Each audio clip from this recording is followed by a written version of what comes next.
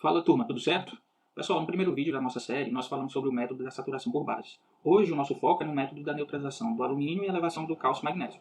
E este vídeo está dividido por partes, tá? Então na primeira parte a gente vai fazer a introdução aí ao método e na segunda parte nós faremos aí um exemplo de cálculos. E por último, nós mostraremos como utilizar esse método lá dentro do Kalashnikov. Então, se você tiver interesse em alguma parte específica, basta clicar aí na descrição do vídeo, lá tem um índice com os links que vão levar direto a esses pontos. Nós vamos apresentar então hoje duas variações desse método da neutralização do alumínio e elevação do cálcio e magnésio. A primeira variação é essa de Lopes e Guimarães, de 1989, e a segunda é a de Alvarez e Ribeiro, de 1999. Essa segunda variação, ela é basicamente uma evolução da primeira, da de Lopes e Guimarães, de 1989. O nosso exemplo de cálculos vai ser focado dentro da de Alvarez e Ribeiro, mas o processo de cálculo é muito semelhante, tá, entre as duas equações.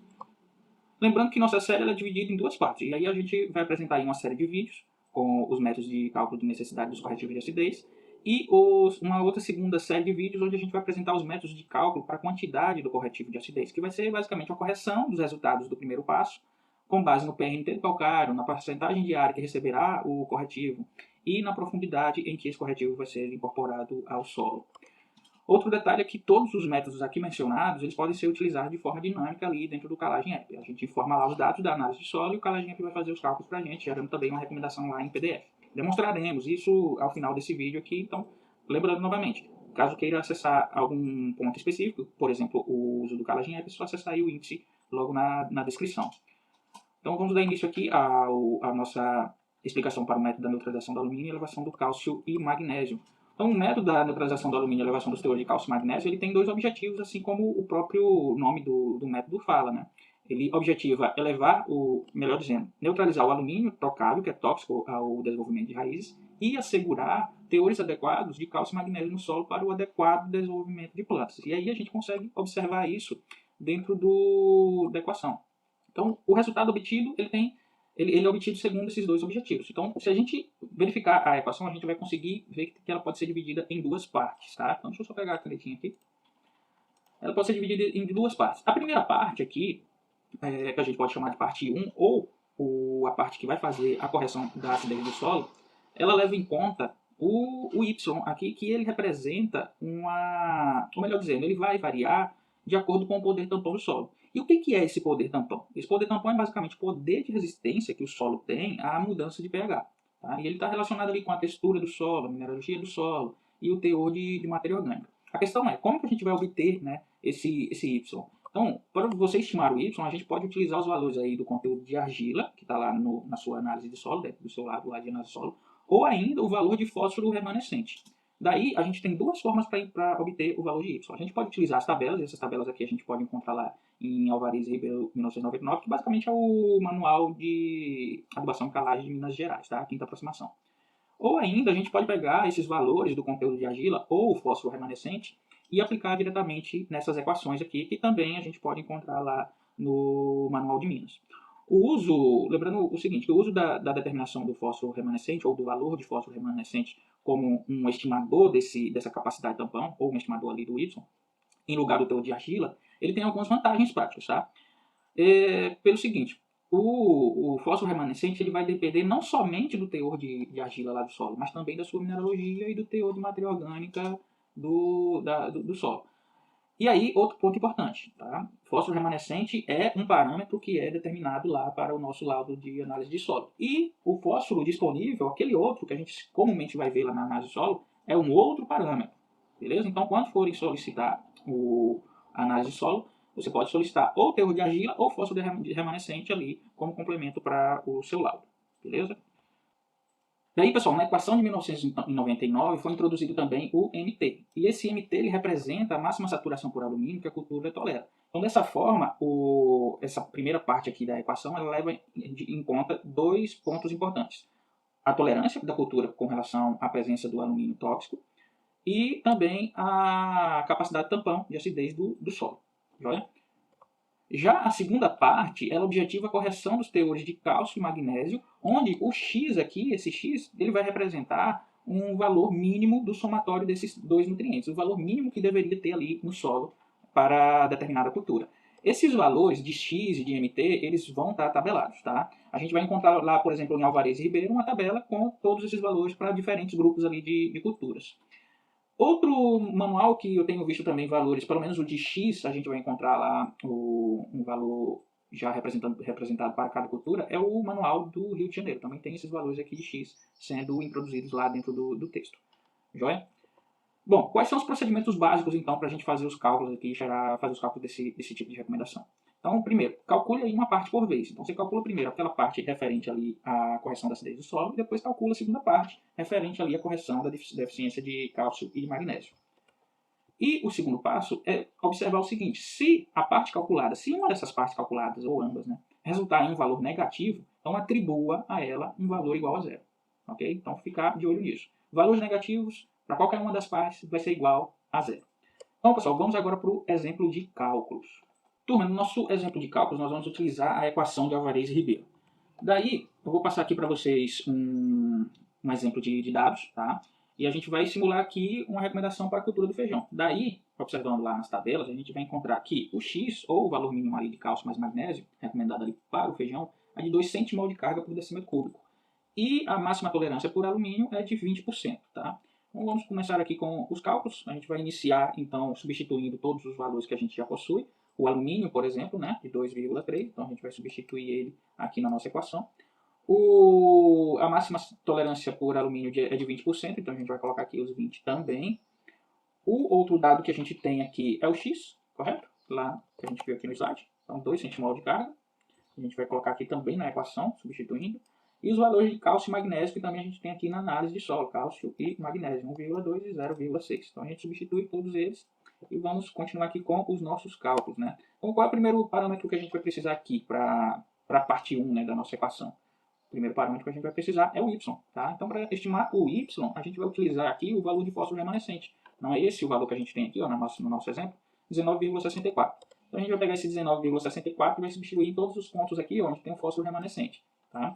Aqui a gente vai levar o valor também ao quadrado e aqui a gente vai levar o valor ao cubo. Faz essa substituição e os cálculos, daí a gente vai encontrar um valor ao final igual a 1,97. Então a gente pega esse valor agora e vai substituir na nossa equação. Próximo ponto aqui que a gente vai precisar calcular ainda dessa parte 1 aqui, ó, é a CTC efetiva. Então a CTC efetiva é igual ao quê, né? A CTC efetiva é igual ao somatório de potássio, sódio, cálcio, magnésio e do alumínio trocável, tá? Lembrando que o potássio aqui a gente vai dividir por 390 e o sódio por 230, porque na nossa análise aqui a gente tem eles sendo expressados em miligramas por decímetro cúbico. Então a gente passa aqui à frente. Vamos fazer as substituições. Seguimos com os cálculos e encontramos aqui uma CTC efetiva de 4,09. Substituímos novamente esse valor, então, agora no lugar do nosso T minúsculo. E podemos agora continuar com os cálculos, separando esses cálculos aí realmente por partes. Tá? Então a gente vai pegar aqui a parte 1 primeiro. Então a parte 1, a gente tem lá o nosso Y, o valor de alumínio trocável que está presente no solo, a máxima saturação tolerada pela cultura, a máxima saturação por alumínio, a CTC efetiva, e essa CTC efetiva vai ser dividida aí por 100. Continuamos aqui com os nossos cálculos, obtendo os valores aqui dentro dos colchetes. Tá? Então, fazendo a equação aqui de 20 vezes 4,09 dividido por 100, a gente vai encontrar um valor de 0,818. Tá? Você faz a subtração agora, então, de 2,3 menos 0,818. Encontramos aí 1,212. Claro, a gente está arredondando aqui alguns valores. E agora vamos multiplicar pelo Y, né, que vai ser um representante aqui da capacidade de tampão do solo. Encontramos aqui, por último, na parte 1, um valor de 2,38. Guardamos esse valor, podemos até substituir ele já aqui dentro da nossa equação, substituindo como representante aqui da parte 1, tá? E agora a gente parte aqui para a parte 2, a correção da deficiência de cálcio mais magnésio. Então a gente tem o quê? O valor de X, né, que é o mínimo recomendado ali, menos o somatório de cálcio mais magnésio que já está presente na nossa amostra ali de solo. Então 1,2 mais 0,6. A gente vai ter 2 menos 1,8.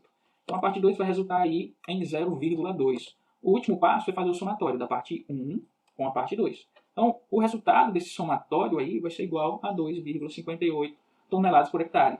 Essa é a recomendação com base lá no método de Alvarez e Ribeiro de 1999 para esse caso que a gente mostrou aqui.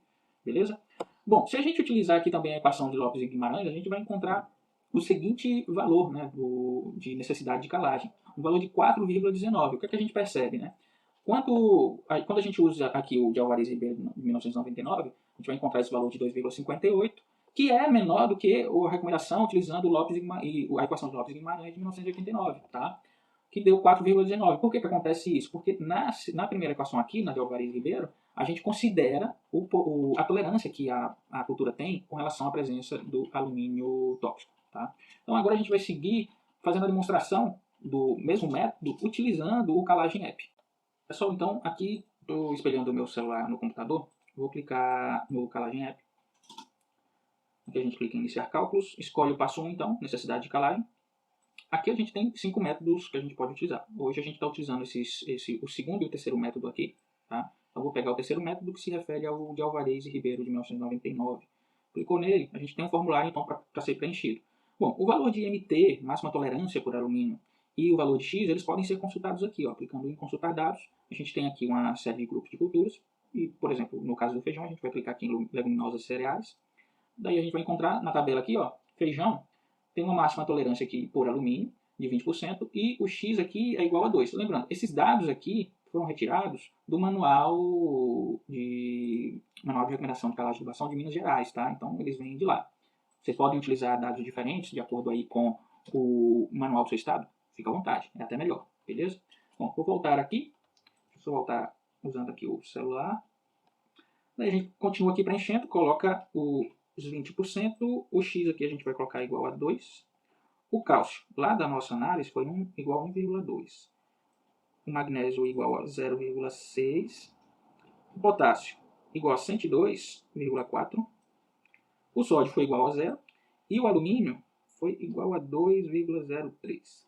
Bom, aqui a gente ainda tem duas opções para serem preenchidas. É importante que pelo menos uma delas seja preenchida, tá? A gente pode preencher com o teor de argila ou com o teor do fósforo remanescente, ok? Então, lembrando que pelo menos uma tem que ser preenchida. Para quê? Para que a gente possa estimar aqui, para que o próprio aplicativo possa fazer a estimativa do valor de Y.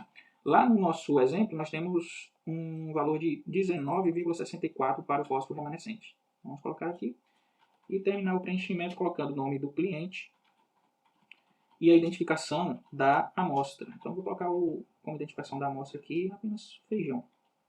A gente agora pede para calcular. Temos aqui, então, o resultado. Né? A necessidade de calagem é de 2,58 toneladas por hectare. Bom, a gente pode passar para o segundo passo, quantidade calcável, escolher um outro método e fazer um outro cálculo. Ou a gente pode clicar ainda aqui ó, em recomendação em PDF. Então, se a gente clicar aqui em recomendação em PDF, a gente tem aqui a recomendação personalizada, tá? Com o nome do cliente, o nome da identificação da amostra. Tem um campo de assinatura aqui para o responsável. E logo abaixo, nas outras páginas, a gente vai ter aqui o demonstrativo de cálculos. Tá? Mostrando passo a passo como que foi alcançado esse valor de 2,58. E aí você pode também querer compartilhar esse PDF, é só clicar aqui e ele vai mostrar aqui as opções para que você faça o compartilhamento dentro das suas redes sociais. Ok? Bom, é isso aí, a gente se vê no próximo vídeo.